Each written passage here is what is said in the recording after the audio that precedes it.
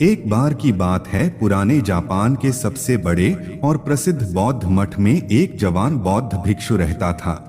दोस्तों, अगर आपको यह कहानी पसंद आ रहा हो तो चैनल को सब्सक्राइब जरूर करें और अपने दोस्तों के साथ शेयर जरूर करें। आइए कहानी सुनते हैं। वे ज़ेन मास्टर के द्वारा दी गई हर एक शिक्षा का पूरे लगन के साथ अभ्यास करता और पूरी ईमानदारी के साथ उनका पालन भी करता। वह कभी भी अपने गुरु को शिकायत का कोई अवसर नहीं देता था। इसीलिए ज़ेन मास्टर भी उससे बहुत खुश और संतुष्ट थे। एक दिन जिन मास्टर ने अपने उस शिष्य को एक बहुत ही महत्वपूर्ण काम देने का निर्णय किया। उन्होंने इसे को अपने पास बुलाया और उसके हाथों में एक पत्र देते हुए कहा, तुम्हें इस पत्र को जितना जल्दी हो सके क्योटो शहर में रह रहे इसके असली मालिक तक पहुंचाना है। लेकिन याद रहे, किसी भी हालत में यह पत्र तुमसे खोना नहीं चाहिए और ना ही किसी दूसरे व्यक्ति के हाथ लगना चाहिए। इस पत्र का जल्द से जल्द इसकी सही मालिक तक पहुंचना आवश्यक है, क्योंकि इसमें हजारों लोगों की जिंदगी और मौत का सवाल है। मास्टर का आदेश मिलते ही वो बिना एक क्षण गवाए अपने काम में लग गया। उसने रास्ते के लिए भोजन लिया, अपनी तलवार उठाई और घोड़े पर सवार होकर निकल पड़ा। पत्र को उसके मालिक तक पहुंचाने के लिए वो है अपने घोड़े को तब तक तेजी से दौड़ाता रहा जब तक वह एक बड़ी सी नदी के किनारे नहीं पहुंच गया, जिसे पार करने के लिए एक संकरा सा पुल बना हुआ था। उस पुल के दूसरी तरफ एक समुराई योद्धा अपनी तलवार लिए हुए खड़ा था, जिसने उन पहले 100 लोगों से युद्ध करने की कसम खा रखी थी जो उस पुल को पार करेंगे। अब तक वह वहां से गुजरने वाले 99 लोगों से युद्ध करके उन्हें मौत के घाट उतार चुका था और अब वे यहाँ से गुजरने वाले उस शो में व्यक्ति का बड़ी ही बेसब्री से इंतजार कर रहा था, जिसे युद्ध में मौत की नींद सुलाकर वो अपनी प्रतिज्ञा पूरी कर सके। जैसे ही उस नौजवान बौद्ध भिक्षु का घोड़ा उस पुल पर चढ़ता है, समुराई अपनी गरजती हुई आवाज में बोलता है, तुमने स्कूल पर कदम रख दिया है, इसीलिए अब तुम्हें मुझसे युद्ध करना होगा। अपनी तलवार निकालते हुए समुदाय चिल्लाया, मरने के लिए तैयार हो जाओ। अपनी मौत को अपनी तरफ आता देख वह बौद्ध भिक्षु अंदर ही अंदर बहुत डर गया, लेकिन तभी उसे अपने गुरु की बात याद आती है कि पत्र बहुत महत्वपूर्ण है, यह किसी दूसरे व्यक्ति के हाथ नहीं लगना चाहिए। वह सामुराई से पत्र की महत्ता के बारे में बताता है और उससे प्रार्थना करता है कि वो उसे उस पत्र को उसके गुरु तक वापस पहुंचा देने दें और वचन देता है कि पत्र वापस करने के बाद वह जरूर उससे युद्ध करने वापस आएगा।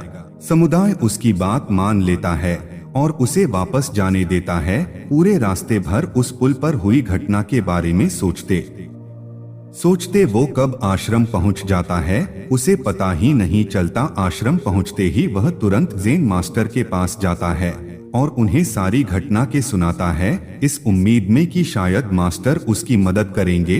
लेकिन पूरी बात सुनने के बाद मास्टर सिर्फ इतना ही कहते हैं, मेरे पास ऐसा कोई तरीका नहीं है जिससे तुम एक समरी योद्धा को तलवारबाजी महरा सको, इसीलिए तुम्हारी मौत निश्चित है। लेकिन हाँ, मैं तुम्हें मृत्यु का सामना करने का सबसे अच्छा तरीका जरूर बता सकता हूँ। जब तुम उस पुल पर पहुँचो तो अपनी तलवार को अपने सर के ऊपर उठाना और अपनी आंख बंद कर लेना और पूरी शांति के साथ खड़े होकर इंतजार करना।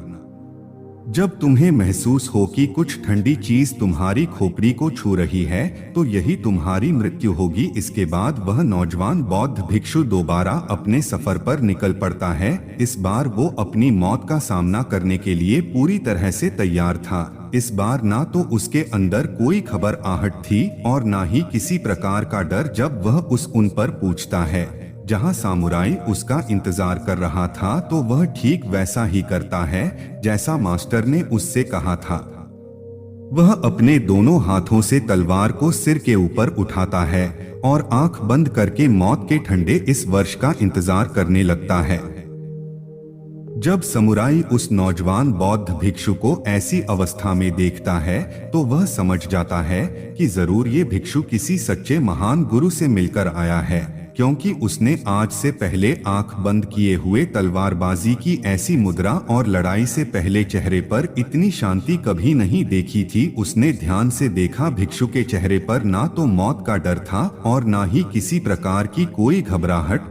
उसने अपनी तलवार नीचे रख दी और अपने घुटनों पर बैठकर हाथ जोड़कर कहने लगा, हे महान गुरु, मुझे मेरे इस मूर्खतापूर्ण दुस्साहस के लिए माफ करे और अपना शिष्य बनाए, ताकि मैं आपसे अद्भुत तलवारबाजी की कला सीख सकूं। दोस्तों, वह बौद्ध भिक्षु हम है और वो समरही हमारे जीवन की सबसे विकट समस्या है। कई बार हम ऐसी स्थिति में फंस जाते हैं जहां से बाहर निकलने का हमें कोई रास्ता नजर नहीं आता। तब ऐसी परिस्थिति में हमें खुद को शांत, पूरी तरह से शांत रखने की जरूरत होती है। सोचिए, अगर उस जवान भिक्षु ने समुराई के सामने अपने प्राणों की भीख मांगी होती या उसके सामने रोया गिराया होता, तो बहुत बड़ी संभावना थी कि समुराई उस पर हंसता और अगले कुछ ही पलों में उसे टुकड़ों में काट देता। या फिर अगर उस भिक्षु ने डरकर, घबराहट और जल्दबाजी में समुराई पर हमला कर दिया होता, तब भी उसका यही परिणाम होता। लेकिन उस नौजवान सीसी नहीं, इतनी शांति और स्थिरता के साथ उस सामुराई का सामना किया और इतने उच्च कोटि के जिनका परिचय दिया कि उस समय वो उस समय से भी बेहतर हो गया और परिणामस्वरूप समय उसके सामने झुक गया। क्योंकि एक समुराई होने की वजह से उसने तुरंत यह महसूस कर लिया कि उसका सामना उससे भी अधिक जन का अभ्यास करने वाली मिट्टी से हो गया। तो चाहे परिस्थितियां कितनी भी खराब क्यों ना हो, कितना भी मुश्किल लगे, उनका सामना करना। इस नौजवान भिक्षु की कहानी को याद रखना और जब भी कोई मुसीबत रूपी समुराई आपके सामने आई तो अपनी आंखें बंद करो और शांत हो जाओ, पूरी तरह से शांत हो जाओ और वो समुराई आपके सामने भी जरूर झुकेगा। वाराणसी में ही बहुत ही शिक्षित तथा धार्मिक प्रवृत्ति वाले 3 भाई रहा करते थे। उनमें से पहले बड़ा भाई सन्यासी बना, उसके बाद दोनों छोटे भाई भी सन्यासी बन गए। उन्होंने उरुवेल में अपना आश्रम स्थापित किया। उनकी लंबी लंबी जटाएं थीं। उन्हें जटिल कहा जाता था। बड़ा भाई उरुवेल काश्यप कहलाता था, दूसरा भाई नदी काश्यप तथा तीसरा भाई गया काश्यप कहलाता था। उन तीनों में प्रत्येक के सैकड़ों शिष्य थे। उरुवेल काश्यप की दूर दूर तक ख्याति हो गई थी। उसके बारे में कहा जाता था कि उसे जीते जी मुक्ति प्राप्त हो गई है। फल्गु नदी के तट पर स्थित उसके आश्रम में बहुत दूर दूर से लोग आते थे। जब भगवान बुद्ध को उरुवेल काश्यप की ख्याति का पता लगा तो उनके मन में आया कि उरुवेल काश्यप को धम्मोपदेश दिया जाए और संभव हो तो धम्म दीक्षा भी। उसके निवास का पता ठिकाना पाकर तथागत उरुवेल पहुंचे। बुद्ध उससे मिले और उसे शिक्षित करने तथा दीक्षित करने का योग्य अवसर पाने के लिए बोले, काश्यप, यदि तुम्हें असुविधा न हो तो एक रात में तुम्हारे आश्रम में रहूं। उरुवेल काश्यप का उत्तर था, मैं इससे सहमत नहीं हूं। मुचलिंद नाम का एक जंगली नागराज यहाँ रहता है, उसी का यहाँ शासन चलता है। वह बड़ा भयानक है। वह सभी अग्निपूजक साधुओं का विशेष विरोधी है। वह रात को इस आश्रम में आता है और बड़ी हानि पहुंचाता है। मुझे डर है कि वह तुम्हें भी वैसा ही कष्ट न दे जैसा वह मुझे देता है। काश्यप को यह पता नहीं था कि नाग लोग बुद्ध के मित्र और अनुयायी बन चुके थे। इसलिए तथागत ने पुनः आग्रह किया, इसकी कोई संभावना नहीं है कि वह मुझे किसी तरह का कष्ट देगा। काश्यप, एक रात मुझे अपनी अग्निशाला में रहने दे। काश्यप बार बार इनकार करता रहा और बुद्ध बार बार आग्रह करते रहे। तब काश्यप ने कहा, मैं अधिक विवाद नहीं करना चाहता, किंतु मुझे डर बहुत है। जो अच्छा समझें करें। तथागत ने उसी समय अग्निशाला में प्रवेश किया और अपना आसन जमा लिया। नागराज मुचलिंद ने अपने समय पर शाला में प्रवेश किया, लेकिन काश्यप के स्थान पर वहां उसने तथागत को बैठे देखा। बुद्ध की शांत गंभीर मुद्रा को देखकर मुचलिंद को ऐसा लगा मानो वह किसी दिव्य पुरुष के सामने है। उसने सिर झुकाकर तथागत को प्रणाम किया। उस रात काश्यप को ठीक ठीक नींद नहीं आई। वह यही सोचकर परेशान होता रहा कि उसके अतिथि के साथ क्या बीती होगी। वह बड़ी घबराहट लिए जागा। प्रातःकाल होने पर अपने अनुयायियों सहित काश्यप देखने के लिए आया। उन्होंने देखा कि मुचलिंद भगवान बुद्ध की पूजा कर रहा है। यह दृश्य देखा तो काश्यप को लगा कि वह कोई चमत्कार देख रहा है। उस चमत्कार से प्रभावित होकर काश्यप ने भगवान बुद्ध से प्रार्थना की कि वे वहीं एक आश्रम में रहें और वह स्वयं उनकी देखभाल करेगा। भगवान बुद्ध ने वहां ठहरना स्वीकार किया, लेकिन दोनों के दो भिन्न दृष्टिकोण थे। काश्यप ने समझा कि उसे मुचलिंद नागराज के विरुद्ध संरक्षण मिल गया। भगवान बुद्ध ने सोचा कि एक न एक दिन काश्यप को धम्मोपदेश देने का अवसर आएगा ही, लेकिन काश्यप ने उन्हें वैसा मौका नहीं दिया। वह तो स्वयं बुद्ध को शास्त्रार्थ द्वारा पराजित करना चाहता था। एक दिन बुद्ध ने काश्यप से पूछा, क्या तुम अरहत हो? अरहत क्या होता है मैं नहीं जानता, काश्यप ने पूछा, कृपया आप ही मुझे समझाएं।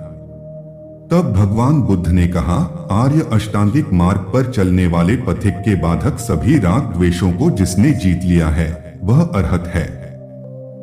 अग्निहोत्र किसी को कर सकता, पाप मुक्त नहीं। वैसे तो काश्यप अभिमानी स्वभाव का था, लेकिन उसके मन पर तथागत के तर्क का प्रभाव पड़ा। अपने मन को कुछ झुकाकर और विनम्र बनाकर, यहाँ तक कि उसे सद्धम्म के ग्रहण करने का पात्र बनाकर उसने कहा कि लोग गुरु बुद्ध की बुद्धि और उसकी बुद्धि का कोई मुकाबला नहीं। इस प्रकार अंत में सभी शंकाओं का समाधान होने पर उरुवेल काश्यप ने तथागत के धम्म को स्वीकार किया और उनका अनुयायी हो गया। अपने गुरु के अनुगामी बन काश्यप के सभी शिष्यों ने भी बौद्ध धर्म ग्रहण किया। इस प्रकार काश्यप और उसके सभी शिष्य दीक्षित हो गए। तब उरुवेल काश्यप ने अग्निहोत्र करने के अपने सभी पात्र आदि उठाकर नदी में फेंक दिए, जो जाकर पानी में तैरने लगे। नदी काश्यप और गया काश्यप ने, जो नदी के नीचे की ओर रहते थे, अग्निहोत्र के सामान को नदी में बहते जाते देखा। वे बोले, यह सारा सामान हमारे भाई का है। उसने यह सारा सामान फेंक क्यों दिया? कोई न कोई असाधारण घटना घटी होगी। वे बहुत अधिक बेचैन हो गए।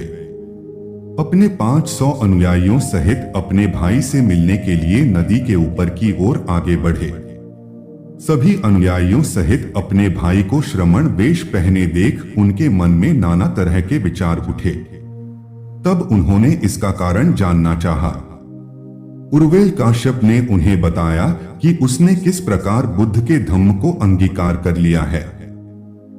वे बोले, जब हमारे भाई ने बुद्ध के धम्म को स्वीकार कर लिया है तो हमें भी उसका अनुकरण करना चाहिए। उन्होंने अपने बड़े भाई से अपनी इच्छा व्यक्त की। तब अपने सभी अनुयायियों सहित वे दोनों भाई तथागत का प्रवचन सुनने के लिए सामने उपस्थित किए गए। तथागत ने अग्निहोत्री धर्म और अपने धम्म की तुलना करते हुए प्रवचन लिया। उन दोनों भाइयों को उपदेश देते हुए भगवान बुद्ध ने कहा, जिस प्रकार लकड़ी से लकड़ी के रगड़ खाने पर आग पैदा होती है, उसी प्रकार असमयक विचार जब आपस में रगड़ खाते हैं तो अविद्या का जन्म होता है। काम, क्रोध तथा अविद्या, ये ही वह अग्नि है जो सभी चीजों को भस्मसात कर देती है और संसार में दुख और शोक का कारण बनती है।